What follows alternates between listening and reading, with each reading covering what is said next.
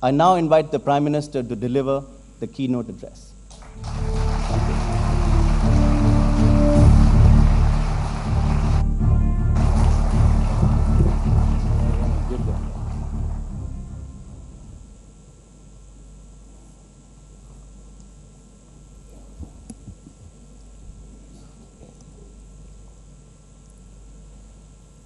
My cabinet colleague, Sri Arun Jaitley ji,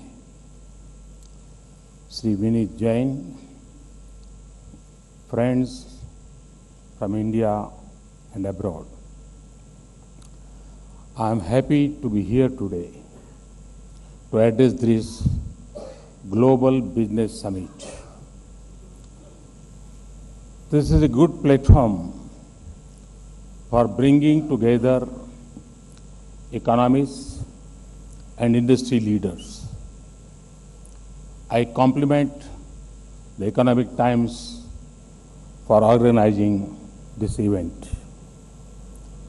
Over the next 2 days, you will debate growth and inflation,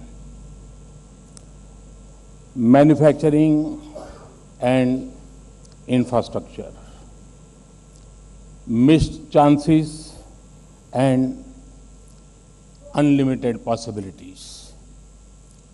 You will see India as a country of opportunities, unmatched across the world. I assure you that your inputs shall receive my government's highest attention. Friends, Makar Sankranti was celebrated on 14th January. It is an important festival. It is the beginning of Uttarayan, which is considered to be a Punya Kal. The Lodi festival also coincides with it. On this day, the sun begins its journey north. This marks the transition from winter to spring. The new age India has also begun its transition from winter of subdued achievements lasting 3 to 4 years to a new spring that beckons.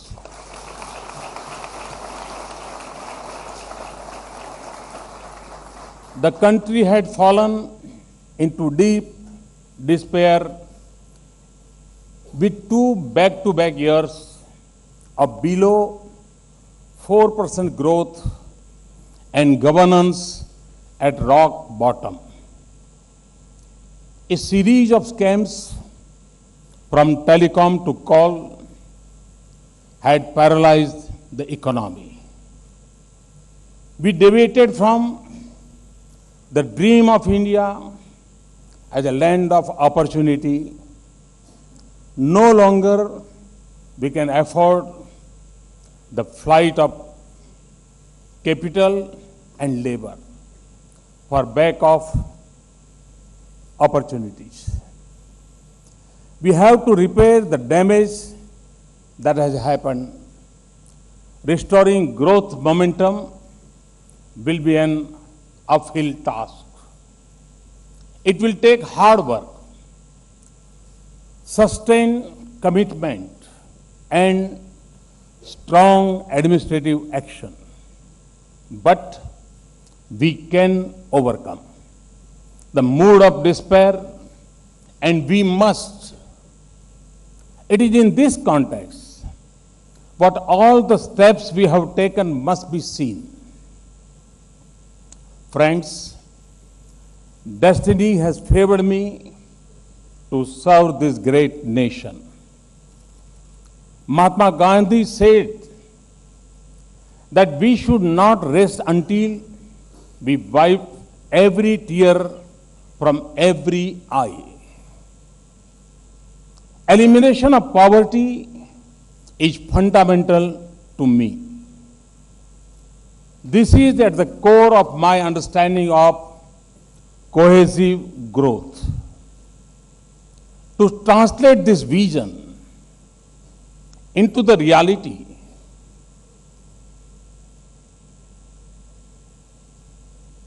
of a new age India, we must be clear about our economic goals and objectives.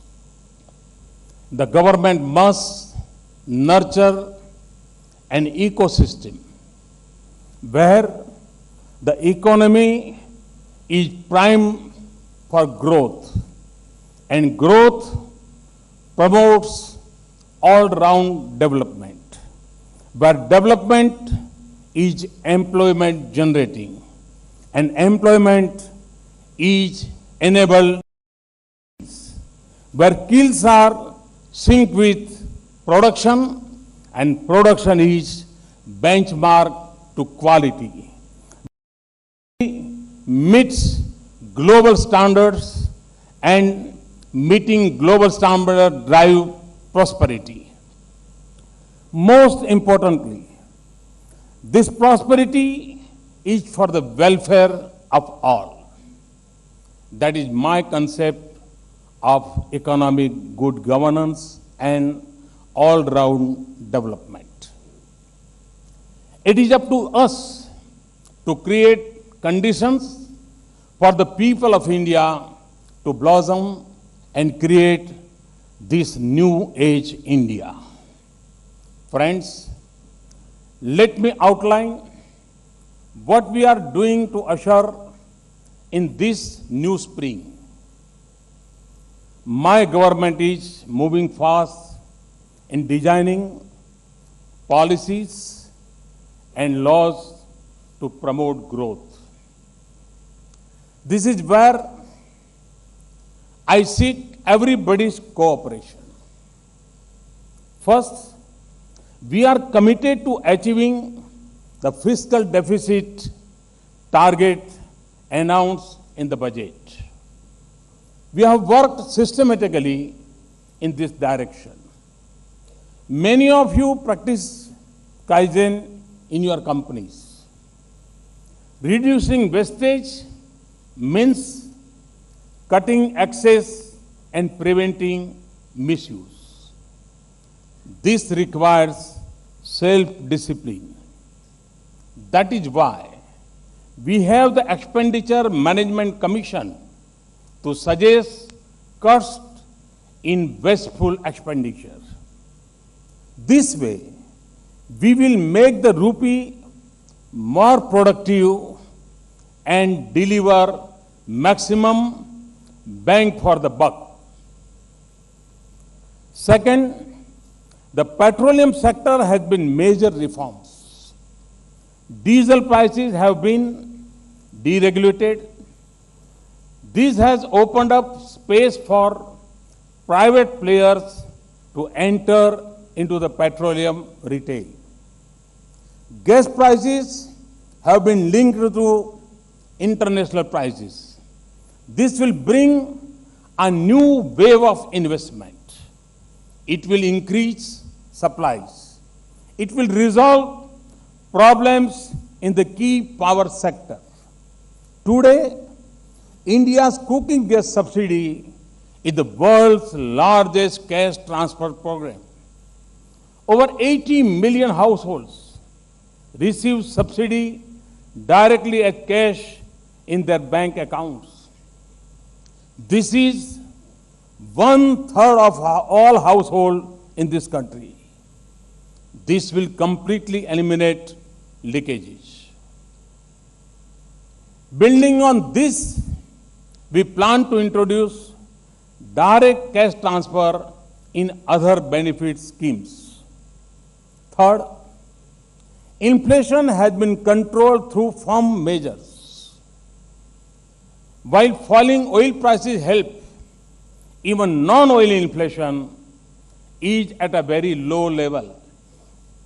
Food inflation has come down from 15% a year ago to 3.1% last month.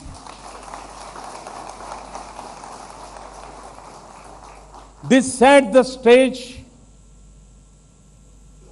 for RBI to reduce interest rates and push growth in a stable manner. Fourth, the consensus we arrived in states for amending the Constitution to implement GST is a major breakthrough. और हमारे अरुण जी तो कहते हैं कि शायद आजादी के बाद इतना बड़ा रिफॉर्म का कोई कदम इसके पहले नहीं उठाया गया है. GST has been pending for over a decade. This alone has the potential to make India competitive and attractive for investment. Fifth, the poor have been included in the financial system. In a short span of 4 months, over 100 million new bank accounts have been opened under Pradhan Mantri Jan Dhan Yojana. For a country of our size, this was an immense challenge. But with will, determination, and the full support of every banker, we are today a nearly 100% banked country. Soon, all accounts will be linked with Aadhaar. Banking habits will become common across the country. This now opens immense possibilities for the future. People's saving will rise. They will invest in new financial instruments. 1.2 billion people can hope for pensions and insurance. As the nation progress, these bank accounts will drive demand and growth. We have always debated about social unity, national unity, and so on. But we have never debated about financial unity, about bringing everyone into the financial system. This is one cause which both capitalists and socialists agree on. I don't think there will be a dispute between those. What, my friends, can be a bigger reform?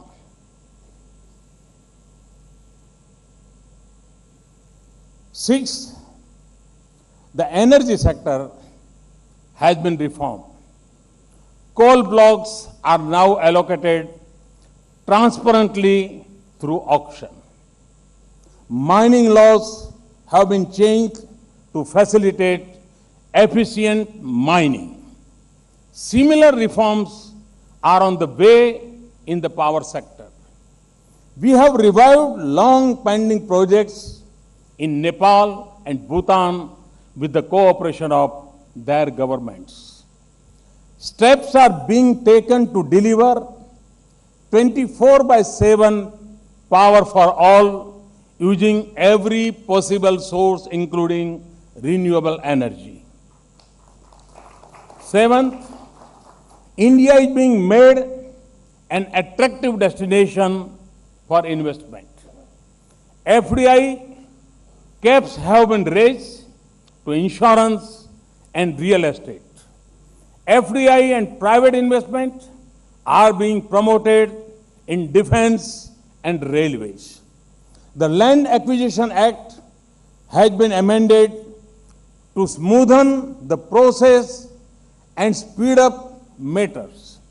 This will give a thrust to infrastructure and manufacturing while protecting the compensation to farmers. Eighth, infrastructure is being given a boost.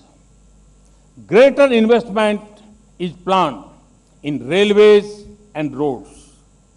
New approaches and instruments are being put in place to unlock their potential.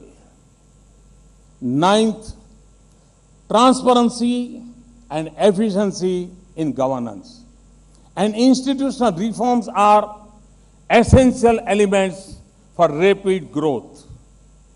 These, along with a positive regulatory framework, tax stability, and ease of doing business, are being pushed ahead at top speed. For instance, recently assured public sector banks, they will have total autonomy in taking business decisions without any interference from government on loans and their operations. और मैंने जब bank की meeting में कहा, मैं आपको कहता हूं उनके लिए सरप्राइज था। मैं उनसे कहा, आपको इस काम में कभी पीएमओ से फोन नहीं आएगा, और मैं मानता हूं इससे बड़ा कोई कॉन्फिडेंस लेवल नहीं हो सकता है। और यही है जो ट्रांसपेरेंसी लाती है। We need to use technology to deliver good governance, whether it is a simple one like biometric based attendance, which has improved office attendance and work culture, or a cutting edge one like space technology in mapping and planning. I intend to launch a massive national program for PDS computerization. The entire PDS supply chain, public distribution system, from the FCI godown to the ration shop and consumer will be computerized. Technology will drive welfare and efficient food delivery. A major institutional reform is the move away from merely planning to transforming India.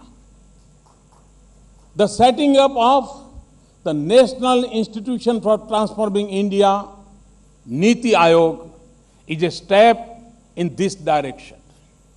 This will take the country forward on the path of cooperative federalism. And when I say cooperative federalism, with a competitive zeal, country requires cooperative, competitive federalism. There must be competition between states. There must be competition between states and center. The Niti Aayog is our mantra for creating trust and partnership between the center and states. This list can be endless. I can go on for days, but I do not think we have the time. However, I have given you a sense of the immense activity we are engaged in. We have done a lot so far, and more will be done in future. Friends, reforms are not an end itself. Reforms must have a concrete objective. The objective must be to improve the welfare of the people. Approaches may be many, but the goal is one. Reforms may not be apparent to one and all at first sight, but small acts can drive reforms. What appears minor can actually be vital and fundamental. Further, there is no contradiction between doing big ticket items and doing small things. One approach is to have new policies, programs, large projects, and path-breaking changes. Another approach is to focus on the small things that matter. Create a people's movement and generate mass momentum, which then drives development. We need to follow both paths. Let me explain this a bit. Generating 20,000 megawatt of power attracts a lot of attention. That is important. अगर मैं कल घोषणा करता हूं कि हम 20,000 megawatt बिजली times of India के हेडलाइन पे आ जाएगा, शायद.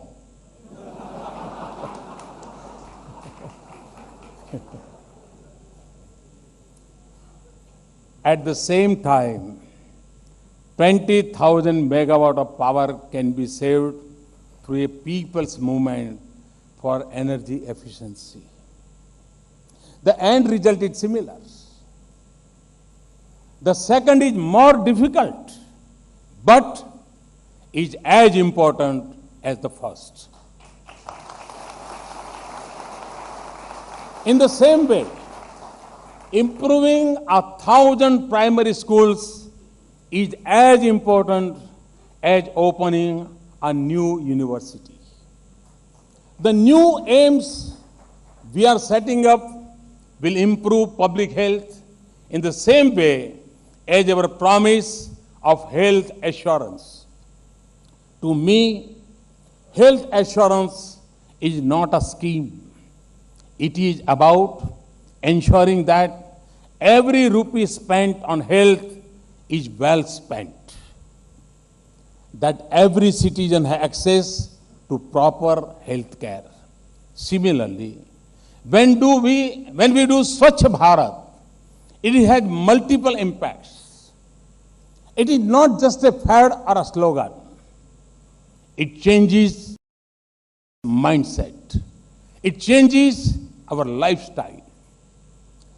Swachhta becomes a habit. Waste management generates economic activity. It can create lakhs of Swachhta entrepreneurs. The nation gets identified with cleanliness. And of course, it has a huge impact on health. After all, diarrhea and other diseases cannot be defeated without Swachhta. The mantra of independence was Satyagraha. Mahatma Gandhi ने पूरी आजादी का एक केंद्र बिंदु शब्द रहा था सत्याग्रह. And the warriors were Satyagrahi. The mantra New Age India must be Swachhagraha. Like Satyagraha, Swachhagraha. And the warriors will be Swachhagrahi. Like Satyagrahi, Swachhagrahi. Take the case of tourism. It is an untapped economic activity. But tapping it requires a Swachh Bharat. It needs improvement in infrastructure and telecom connectivity. It requires better education and skill development. Therefore, a simple goal can generate reforms in multiple sectors. People must understand the Clean Ganga program. Clean Ganga program as an economic activity. The Gangetic plains account for 40% of our population. They have over 100 towns and thousands of villages. Improving Ganga will develop new infrastructure. It will promote tourism. It will create a modern economy helping millions of people. In addition, it preserves the environment. Railway is another example. There are thousands of railway stations in the country where not more than 1 or 2 trains stop in a day. These facilities created at a cost remains unused for most of the day. हमारे देश की जो railway station है छोटे छोटे गांव के, वहां ऑप्टिकल फाइबर नेटवर्क भी है, इलेक्ट्रिसिटी भी है। उससे 2 किलोमीटर दूर गांव में बिजली नहीं है। क्या हम इस रेलवे स्टेशन को, जो कि 1 या 2 ट्रेन आती है, वहीं पर स्किल डेवलपमेंट के सेंटर खड़े करें, उस बिजली का उपयोग करें, ऑप्टिकल फाइबर नेटवर्क का उपयोग करें, और उसी इंफ्रास्ट्रक्चर का मल्टीपल यूटिलिटी हो सकता है कि नहीं हो सकता?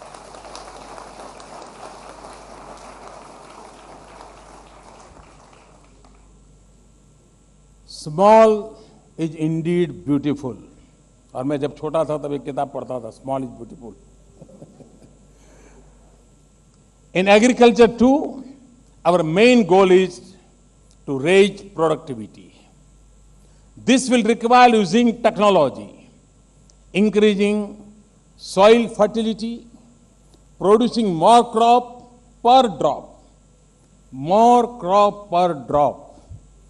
जब तक हम पानी के महात्म्य को नहीं समझेंगे, मैं समझता हूं हम पूरे हमारे एग्रीकल्चर सेक्टर की ओर सफलतापूर्वक आगे नहीं बढ़ सकते हैं।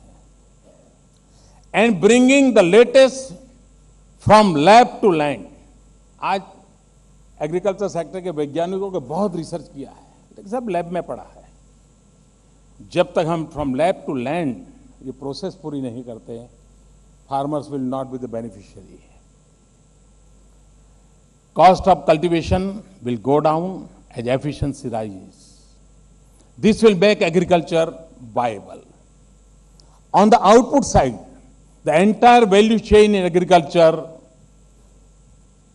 will be addressed through better storage, transport, and food processing linkages. We will link farmers to global markets. We will give the world the taste of India. Friends, I often call for minimum government, maximum governance. This is not a slogan. This is an important principle to transform India. और हम सब जानते हैं, सरकारी तंत्र की 2 मूलभूत समस्याएं हैं। एक जटिलता और दूसरी शिथिलता। Government systems suffer from 2 weaknesses. They are complex and they are slow, very, very slow. In life, people go on a Char Dham Yatra to get moksha. In government, a file has to go to 36 Dham.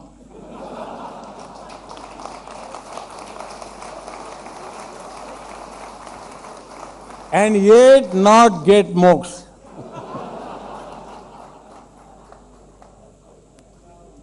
We need to change this. Our systems need to be made sharp, effective, fast, and flexible. This requires simplification of processes and having trust in citizens. This needs a policy-driven state. What is maximum governance? Minimum government. It means government has no business to be in business. There are many parts of the economy where the private sector will do better and deliver better. In 20 years of liberalization, we have not changed a command and control mindset. We think it is okay for government to meddle in the working of farms. This must change, but this is not a call for anarchy. First, we need to focus government upon the things that are required of the state. Second, we need to achieve competence in government so that the state delivers on the things it set out to do. Why do we need the state? There are 5 main components. The first is a public goods such as defense, police, judiciary, etc. The second is externalities which hurt others such as pollution. For this, we need a regulatory system. The third is market power, where monopolies needs controls. The fourth is information gaps, where you need to someone to ensure that medicines are genuine, and so on. Last, we need a well-designed welfare and subsidy mechanism to ensure that the bottom of society is protected from deprivation. This specially includes education and healthcare. These are 5 places where we require government. In the 5 areas where we need government, we require competent, efficient, and non-corrupt arms of government. We in government must constantly ask the question, how much money I'm spending and what outcomes am I getting in return? For this, government agencies have to be improved to become competent. This requires rewriting some laws. Laws are the DNA of government. They must evolve with time. India is a $2 trillion economy today. Can we not dream of an India with a $20 trillion economy? Should we not create the environment for this to happen? We are preparing the ground for it. This is hard work, I know very well. This is hard work. Quick and easy reforms will not be enough for creating a fast-growing economy. That is our challenge, and that is what we aim to do. Digital India and Skill India are attempts in this direction. Digital India will reform government systems, eliminate waste, increase access, and empower citizens. It will drive the next wave of growth, which will be knowledge-driven. Broadband in every village with a wide range of online services will transform India in a manner we cannot foresee. Skill India will harness the demographic dividend which everyone talks of. Friends, improvement in governance is a continuous process. We are making changes wherever acts, rules, and procedures are not in tune with needs. We are cutting down on multiple clearances that jog investment. Our complex tax system is crying for reform, which we have initiated. I believe in speed. I will push through change at a fast pace. You will appreciate this in times to come. At the same time, we need to take care of the poor, deprived, and left behind sections of society. I believe that subsidies are needed for them. I repeat, subsidies are needed for poor. What we need is a well-targeted system of subsidy delivery. We need to cut subsidy leakages, not subsidies themselves. Wastage, as I said earlier, must be removed in subsidies. The target group should be clearly identified and the subsidies should be well delivered. The ultimate object of subsidies should be to empower the poor, to break the cycle of poverty and become foot soldiers in our war on poverty. मैं उस रास्ते पर जाना चाहता हूं जहां गरीब स्वयं भी गरीबी के खिलाफ लड़ाई लड़ने के लिए सज्ज हो। उसको हम वो शस्त्र दें, वो अवसर दें, ताकि वो भी गरीबी के खिलाफ लड़ाई लड़ने वाला हमारा एक मजबूत सोल्जर बन जाए, और तभी हम गरीबी से मुक्ति पाएंगे। At this point, would also say that development has to result in jobs. बाकी सब बातें हैं। Reform, economic growth, progress, all are empty words if they do not translate into jobs. What we need is not just more production, but mass production and production by masses. Friends, economic development cannot take a nation forward on its own. Development has many dimensions. While on one hand, we need higher incomes, we also need a society which is cohesive, which balance the stress and strain of a modern economy. History is witness to the rise and fall of nations. Even now, many countries have become rich in an economic sense, but are poor in a social sense.